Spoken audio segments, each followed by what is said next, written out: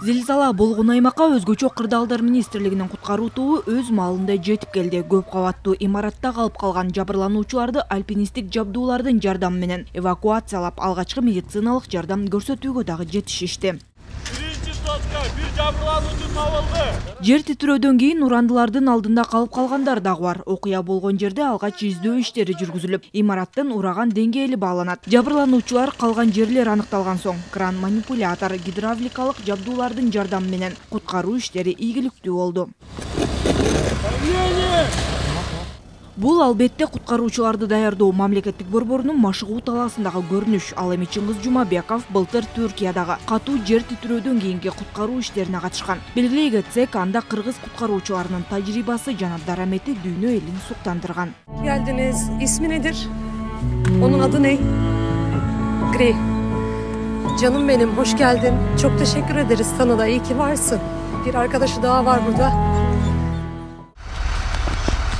Апаттан кийин эми кишини аман табуу мүмкүн эмес деген учурда дагы 100 сааттан ашык урандынын алдында калып аман чыккандар болду. Чыңгыз Жумабеков айткандай, ар биринин окуясы жүрөк эзет. Дал ушул куткаруу ишинде адамдын эң ишенимдүү досу болгон ит чоң керекке жараган. 15 күн ичинде жакшы эле итим жардам берди.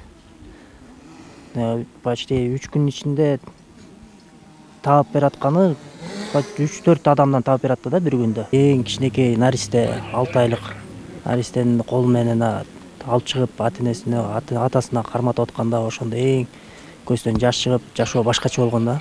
Ошондо жүрөк ооруган да меники. Куткаруучуларды даярдоо мамлекеттик борборунда жер титирөөдөн сырткары өрттөн, тоодон, суудан куткаруучулар даярдалат. Бүгүнкү күндө Кыргызстан дүйнөнүн 90дон ашуун мамлекетте мүчө болгон Инсарак деп аталган издеп куткаруу консультациялык тобуна киргени турат. Ага бардык шарт түзүлдү. Тармактын техникалык базасы болуп көрбөгөндөй чыңдалууда. 3 тик учагыбыз бар. 730тан ашык атайын инженердик жана атайын техникаларды ошо алдык. Өрт өчүрүү автоунаасында толук биз республиканы 100% камсыз кылдык. Быйыл эле куткаруу шаймандарын алууга республикалык бюджеттен 35 миллион сом бөлүнгөн. Ага электр энергиясы жок шартта ыкчам куткаруу иштерин жүргүзүүгө ылайыкталган күн энергиясы, дизелдик күйүүчү май менен иштей турган жарык бергичтер, темир кескичтер, өрт кырсыгында көп кабаттуу имараттарга чыгууда колдонулуучу 3 муунактуу тепкичтер, урандылардын астында куткаруу ишине керектелүүчү кол шайманы, гидравликалык авариялык куткаруу шаймандардын топтому алынды. Мисалы үчүн могу плацты